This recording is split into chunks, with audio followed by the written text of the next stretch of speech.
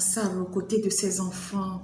Mesdames, bonjour à toutes et à tous, bienvenue, vous êtes sur Bonté Suprême et moi c'est Félicité. Ici on aborde la réalité des parents célibataires à évoluer seuls avec l'éducation de leurs enfants, sans oublier la possibilité de sortir de leurs conditions de parents célibataires et aussi nous touchons la réalité des parents qui vivent en couple, leurs échecs, leurs succès.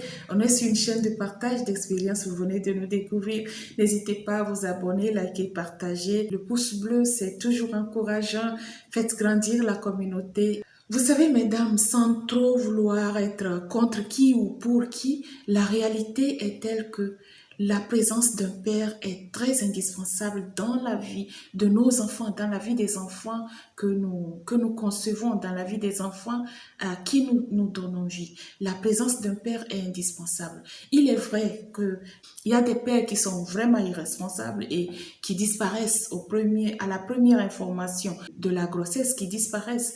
Mais qu'est-ce qu'un père en réalité? Un père est avant tout le géniteur qui devient un père quand il est responsable, quand il est présent, quand il éduque, quand il accepte de protéger, de rassurer, d'être un éducateur, d'être l'image masculine de ces enfants-là qui naissent et qui grandissent, qui ont besoin quand même d'une autorité masculine dans leur vie, sans oublier la présence d'une mère, l'affection maternelle et l'affection paternelle.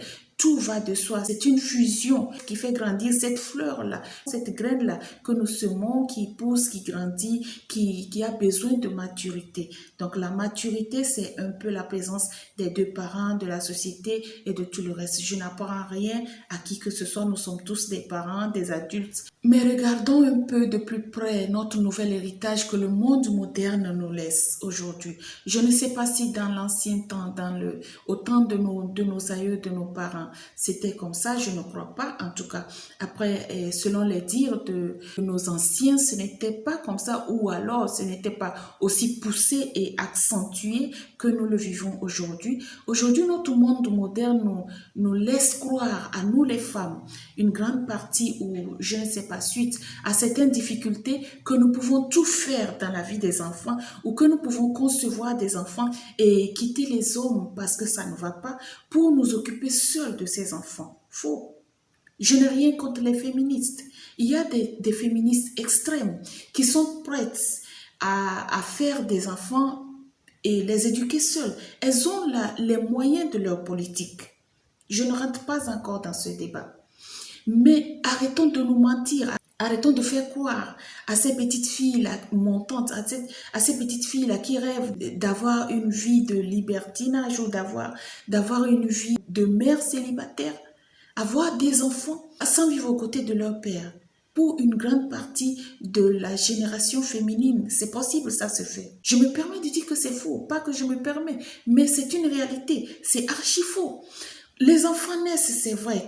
Quand c'est petit, on n'a pas trop de difficultés parce que c'est à nous de lui dire quoi faire, comment le faire, d'orienter les pas de ces enfants. Mais ils commencent à grandir. Ils ont besoin d'être vraiment orientés, d'être canalisés quelque part. Ils ont besoin d'être guidés. Ils ont besoin d'une image.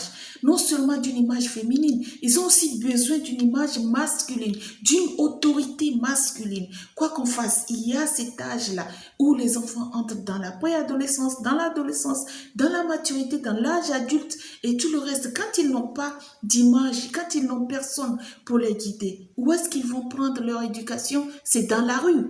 Où est-ce qu'ils vont prendre leur éducation? C'est dans les écoles. Ce qui n'est pas évident.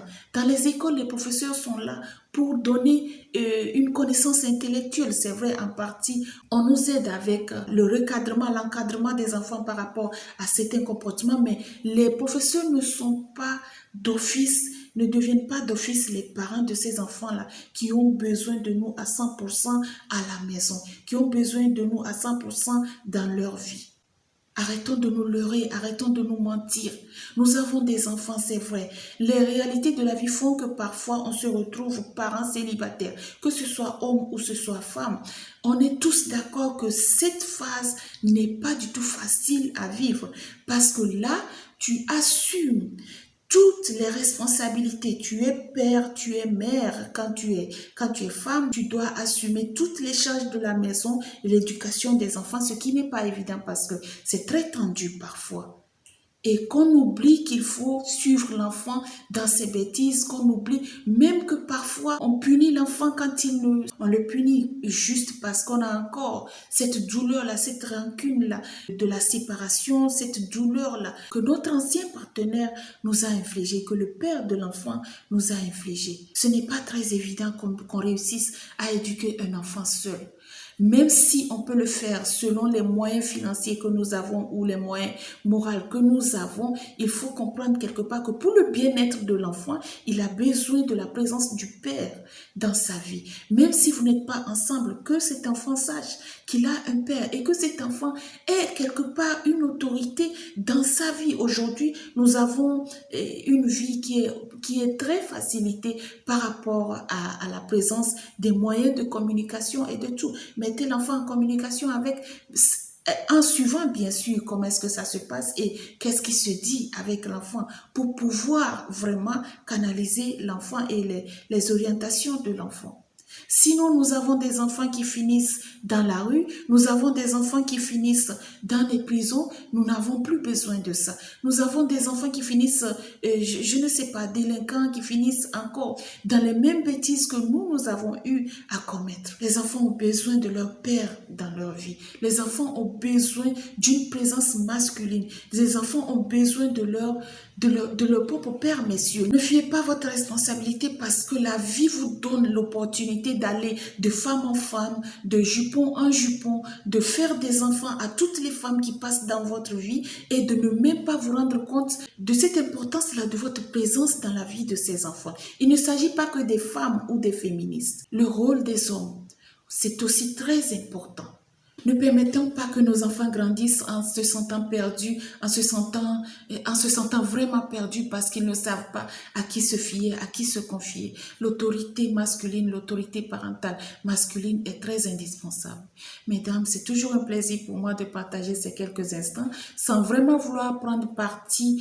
C'est toujours un plaisir pour moi de partager ces quelques instants avec vous, partager avec nous vos difficultés, vos expériences. Je vous invite, mesdames, à partager sans tabou avec nous sur la chaîne, bien sûr, pour aider ces femmes, ces parents solos qui passent par ici, à partager avec nous vos difficultés que vous avez à évoluer, que ce soit des difficultés sur le plan financier, difficultés sur le plan matériel et les difficultés sur le plan moral, à pouvoir cerner la vie et l'éducation de vos enfants en solo. Partagez avec nous toutes ces expériences qui vont sans doute aider ceux qui passent par ici et qui sont dans les mêmes difficultés que nous. C'est toujours un plaisir pour moi de partager avec vous ces quelques instants d'expérience que je récolte.